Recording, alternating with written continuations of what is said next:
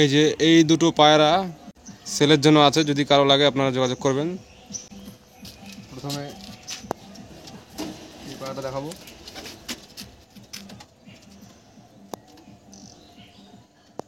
দারুণ কোয়ালিটির পায়রা আছে, একদম ছোট মনির পায়রা। আর এই যে হচ্ছে ডানা,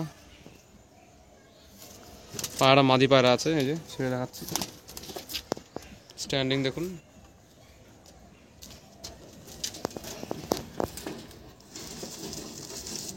এবার দেখাবো আরেকটা, এই পায়রাটা আছে নর পায়রা।